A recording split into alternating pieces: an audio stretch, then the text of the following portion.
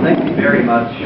You're very kind, really, and I'm very honored to be here with so many people who are committed to freedom and to the defense of the United States, to the defense of all free nations, and to the defense of the fundamental principles of human rights, of freedom of speech, freedom of conscience, the equality of rights of all people before the law.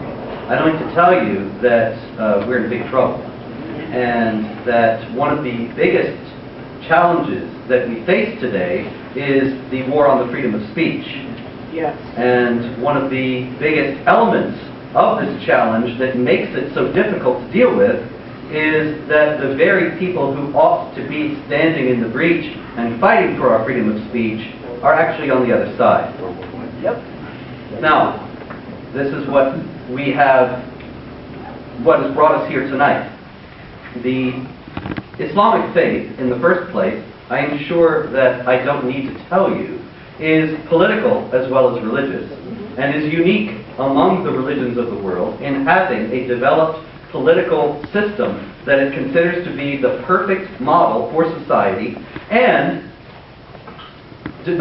commands those who believe in it to impose upon the world by force or by subterfuge, by whatever means possible or necessary.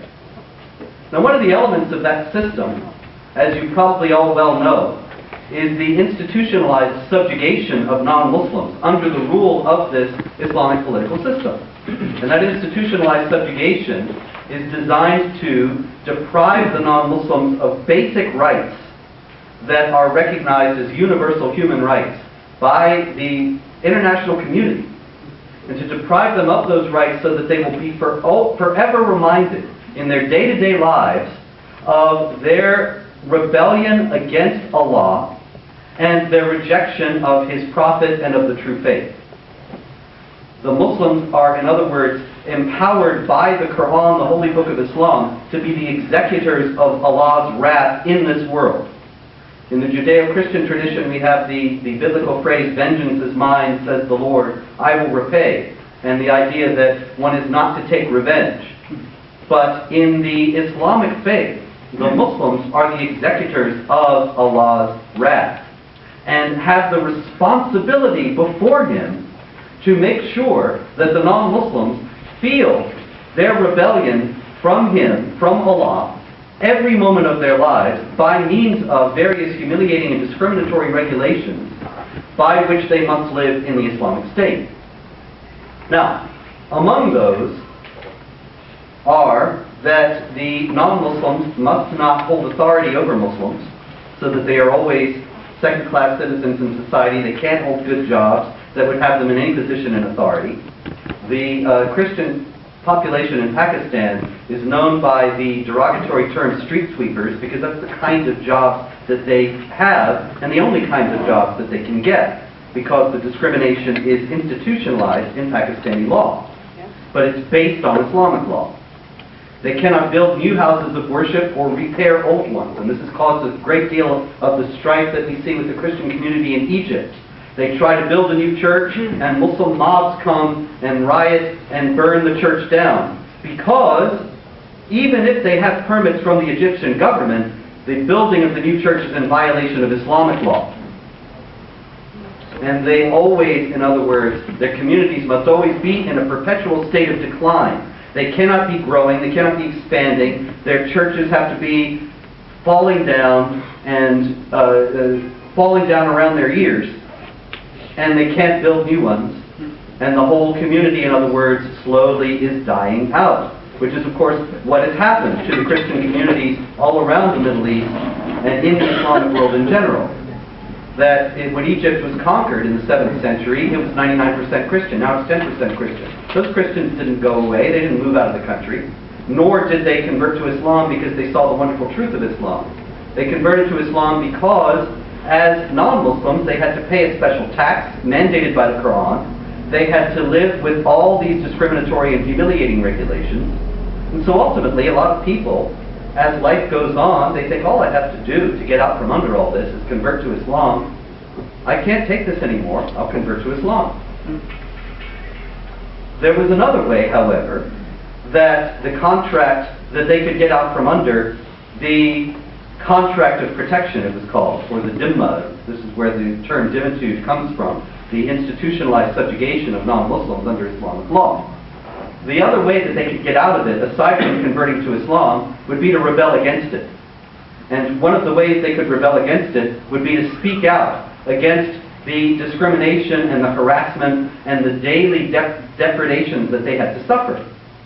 But of course, if they did that, then, according to Islamic law, they would be immediately killed. Now, don't take my word for any of this. I happen to have a manual of Islamic law with me, the Lines of the Traveler, which is certified by Al-Azhar University in Cairo, which is the foremost institution in Sunni Islam, as being a reliable guide to Orthodox Sunni Islam. And the Sunni Muslims are 85 to 90% of all Muslims worldwide. Al-Azhar University says this book will tell you what Sunni Islam is all about, what Islamic law is. And it says that the agreement, after delineating all these discriminatory regulations, it says the agreement is violated if the state has stipulated that any of the following things break it, and one of the subjects does so anyway. Now, they include the things that make the contract void, that if the non-Muslim mentions something impermissible about Allah, the Prophet, or Islam. If the non-Muslim mentions something impermissible about Allah, the Prophet, or Islam, then that's it. Your life is forfeit. Now, it is therefore clear from the highest authority in Sunni Islam, Al-Azhar University, the foremost authority, that if non-Muslims say something impermissible about Allah, Muhammad, or Islam, then they should, by Islamic law, be put to death. And Islamic law in general forbids any criticism of Allah or Muhammad or Islam for anyone, but in particular for non-Muslims. Now then we come to 2013, or the situation of the last 12 years now, in the United States. And what happened on September 11th, 2001 was that people who explained and justified their actions by reference to Islam's teachings about warfare against unbelievers attacked the United States and murdered 3,000 people. If we are to understand the motives and goals of those people, I think it's only reasonable to take them at their word and to listen to what they say about why they did what they did. And when we read what they say about why they did what they did, and what the people connected to them say, who are still not on trial, then we see again and again. They talk about Islam, they talk about the Prophet, they talk about the Quran. But if we then talk about Islam, Muhammad, and the Quran in expositions of their motives and goals in order to understand them more fully in line with the ancient tenet of warfare, know your enemy, so that we can defeat them and know what they're going to do and try to figure out their next step and forestall it, then we are mentioning something impermissible about Allah, Muhammad, or Islam. It is not permitted for non-Muslims to speak about Allah, Muhammad, or Islam in negative ways. Now wait a minute, you might say, what if it's just true? The Quran says, slay the unbelievers wherever you find them. The Quran says, fight against even the people of the book, that is the Jews and the Christians, until they pay the jizya, the tax, with willing submission and feel themselves subdued. So what's wrong with just saying, well, that's what they say? Well, you see, that would be to slander Muhammad. Now, why would it be to slander Muhammad to say exactly what he said and what the Quran says? Because slander, according to this same manual of Islamic law, is not to say something false. It's not to lie about somebody. It's to say something about someone that they don't want known. And so if you're saying something about them that they don't want known, that's something impermissible about Allah, Muhammad, or Islam, and you're done for. But the problem is that obviously they don't want us to know that this is the program, because then we would fight back. It's much better if we just stay fat and happy and don't know. And remember that George W. Bush and Barack Obama and everybody else keeps telling us that Islam is a religion of peace, and we have no reason to be concerned about any Muslims in the United States or anywhere else, and if we do, then we are racist, bigots, hate mongers, and Islamophobes. Amen. Now, then there is this troublesome principle in the United States Constitution, the First Amendment, that says that there will be no infringement upon the freedom of speech, which the Founding Fathers very wisely put into the Bill of Rights because they understood that freedom of speech is our foremost principle, fundamental bulwark against tyranny. You cannot fight back against a tyrannical ruler if you can't speak out against him. You cannot possibly speak out against a tyrannical government and stop the tyrannical government from being tyrannical if there is no freedom of speech. So, this fundamental American principle that is the foremost safeguard of America as a free society is in direct contradiction to fundamental tenets of Islamic law. What are we to do with that? Well, I'll tell you what the Organization of Islamic Cooperation has done with that. The Organization of Islamic Cooperation is 56 Muslim governments, plus the Palestinian Authority, 57 governments, the largest voting bloc in the United Nations since the fall of the Soviet bloc. And the Organization of Islamic Cooperation has for several years now been pursuing an attack on the freedom of speech. What they are trying to do is intimidate the West, and fundamentally, primarily the United States, into jettisoning this freedom of speech in order to bring us in line with the idea that it should be a criminal offense to mention something impermissible about Allah, Muhammad, or Islam. Now, they obviously are very clever about this. We are not dealing with unintelligent people. And they know that if they were to come out and say that we want to criminalize criticism of Islam, then that would obviously be regarded with scorn and derision, and nobody would take it seriously. And so instead, they have pursued, over the last several years at the United Nations, attempts to criminalize and to compel Western states that uphold the freedom of speech to criminalize defamation of religion, defamation of religious figures, incitement to religious hatred, and the like.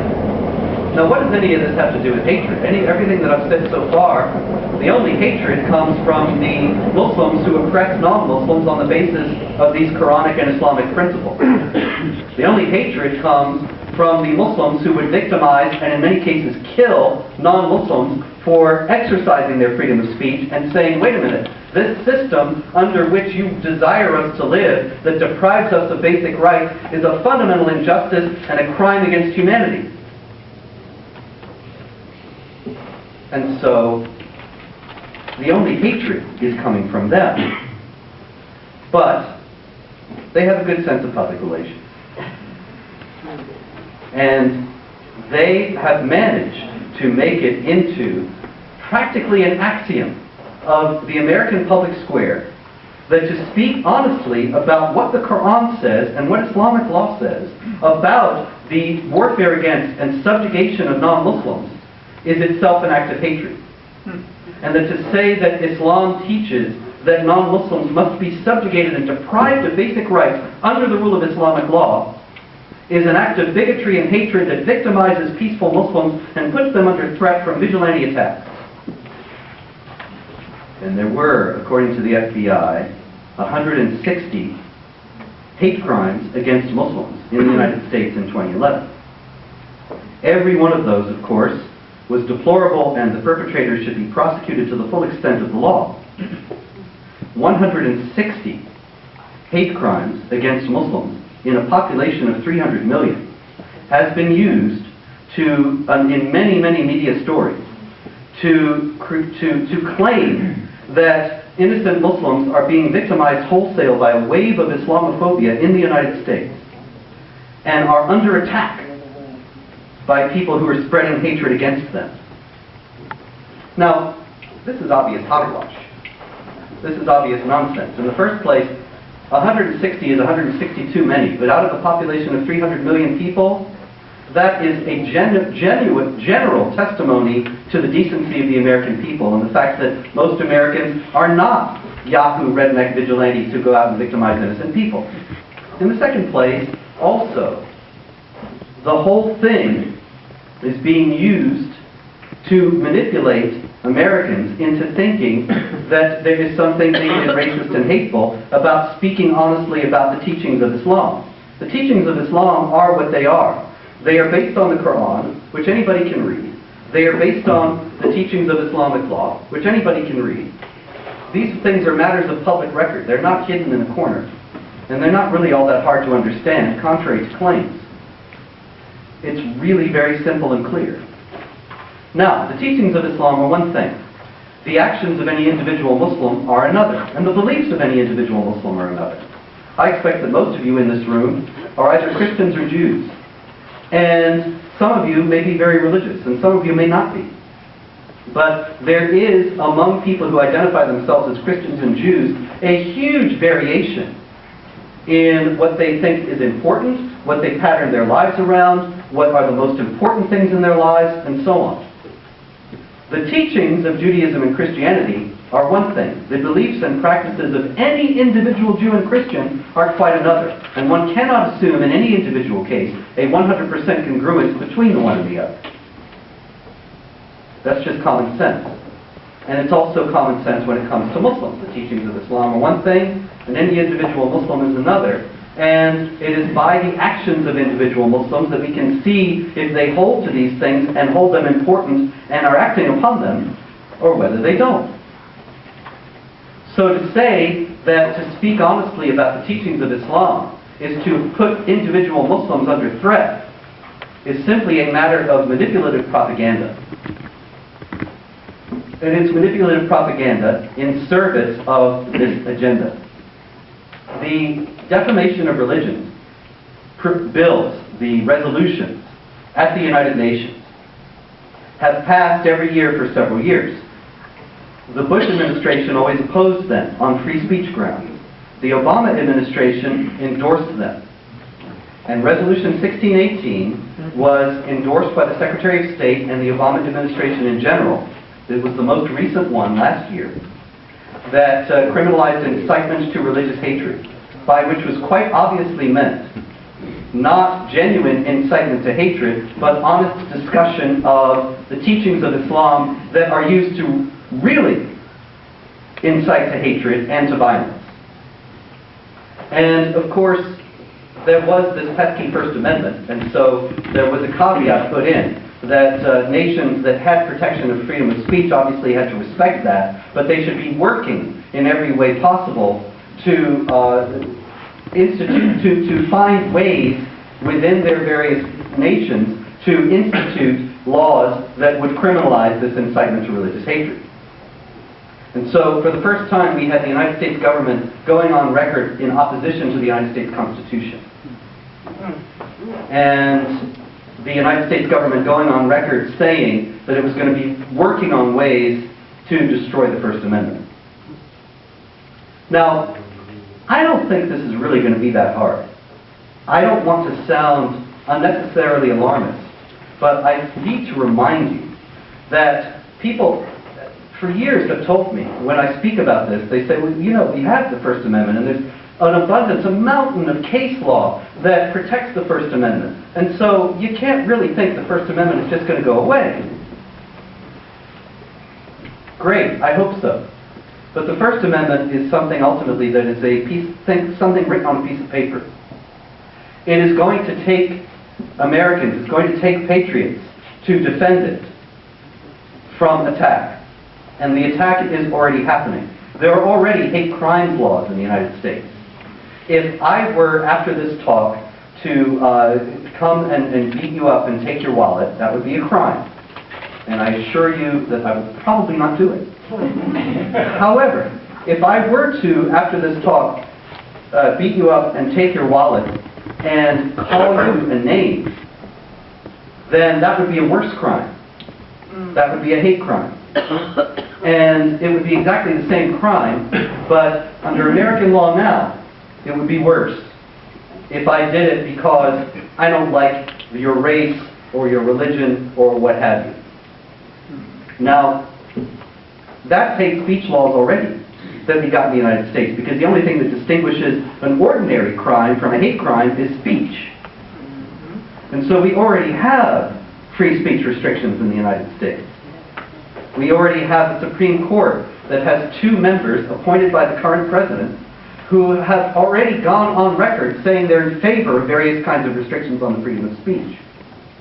We already have an administration that is full of people who have said that they are in favor of various kinds of restrictions on the freedom of speech.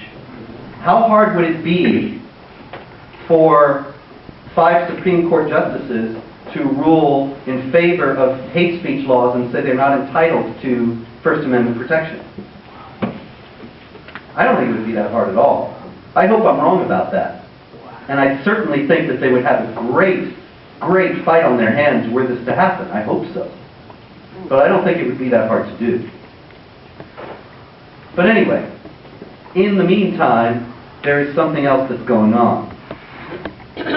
The Islamic organizations worldwide, the Organization of Islamic Cooperation, the Muslim Brotherhood, and the Muslim Brotherhood institutions in the United States, you are probably aware that virtually all of the prominent Muslim groups in the United States, the ones that have influence with government, with law enforcement, and with the media, are Muslim Brotherhood organizations.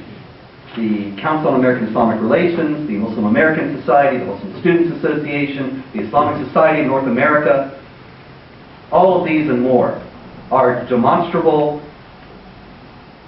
provable Muslim Brotherhood organizations. And the Muslim Brotherhood is dedicated, according to a captured internal document, in its own words, to eliminating and destroying Western civilization from within and sabotaging its miserable house so that it falls and Allah's religion is victorious over other religions. Allah's religion is victorious over other religions means the imposition of Islamic law here. The imposition of free speech restrictions is part of the imposition of Islamic law here. Remember that Islamic law says you can't mention anything impermissible about Allah, Muhammad, or Islam. That is where we are tending. But these groups are also a bit impatient. They know that it's not going to be all that easy. It might be easy to legislate against the freedom of speech, but it's not going to be all that easy to enforce. It's not going to be all that easy to quell every voice in the United States and in the West and in the free world in general that is willing and able to speak out against the jihad against free people. And so they have another tactic as well. And that is to assassinate the character of anybody who dares to speak out. And to demonize and marginalize such people so that decent folk don't dare to have anything to do with them. In the first place, many of the decent folk will say, well, these people, they're a little bit controversial. They're charged with racism and hatred and bigotry, and we want to present a more moderate view. We want to present a more conciliatory front. These people are flamethrowers, and so we'll just draw back from them a bit. And other groups of the decent people say, we want to just avoid controversy, and we want to not have this kind of media firestorm around our event. And so we can't have anything to do with these people. The Council on American Islamic Relations, which is the foremost Hamas and Muslim Brotherhood front group in the United States, came out a few years ago with a study of Islamophobia. Now, Islamophobia is a made-up word that is, in their view, meant to refer to some sort of irrational bigoted hatred of Islam, but is actually a manipulative neologism that is designed to intimidate people into thinking that to speak out about Islam and jihad is bigoted and hateful. And in their study of Islamophobia, they said, now there is criticism of Islam that is not Islamophobic. However, these people that they named in the report, and yes, I was in there, they are beyond the pale. It sounds great, because it sounds as if they're saying, well, there's a reasonable opposition, and we're just going against these horrible, bigoted hate mongers. The catch is, though, is that not in that document, nor in any other, that CARE or any other of their allied groups has ever published, do they ever name any of these reasonable critics of Islam that they find acceptable. There really aren't any. The reality is that everyone, and I mean everyone, who speaks out about this is tarred with these epithets, and a concerted effort is made to make it so that they are not able to speak in public because nobody will, out of either fear or ignorance, give them a platform. So that there is no public statement of anything impermissible about Allah, Muhammad, or Islam. Now this has worked like a charm. This has worked great.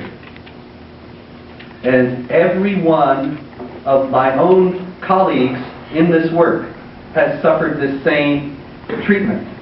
And every one of you, I am sure, if you have ever spoken in any kind of public forum about any issue regarding Islam and jihad, you have had to deal with charges of hatred and bigotry, which are the most spurious and cynical and obviously false charges that there could possibly be if you stop and think about that we are defending basic human rights in the face of a political system that would deny those basic human rights to huge segments of the human population, not just non-Muslims, but women and others. And yet, we're the haters. It's a very clever tactic, and it has worked very well. Some of you may have heard of this recent controversy that I've had with the Roman Catholic Diocese of Worcester, Massachusetts, which is, I guess, near here. And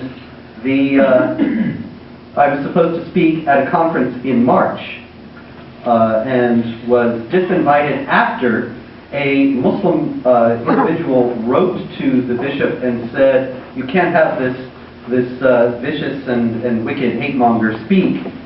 And he said, "Okay," and immediately dropped the talk because he said in the paper, his spokesman said he didn't want any controversy. Now, Charles Jacobs, who's here tonight, did me the great favor of sending me some information about the gentleman who wrote to the bishop. Abdul Qadir Asmal is his name. And Abdul Qadir Asmal is publicly, Charles notified me, a friend and supporter of the convicted jihad terrorist Tariq Mahana, who's from around here, who is now serving 17 and a half years in prison for aiding Al-Qaeda. And so we have the spectacle. Think about this for a minute. I never aided Al-Qaeda. I never aided any terror group. I never said that anybody who did aid any terror group was my friend or that I supported it. I have never done anything but speak in defense of the principles that I enunciated before, the freedom of speech, the freedom of conscience, the equality of rights of all people before the law. And yet the bishop, the Roman Catholic Bishop of Worcester, is eager, because he rushed, he did it right away, to placate this friend of a terrorist and to drop the guy who's defending constitutional principle.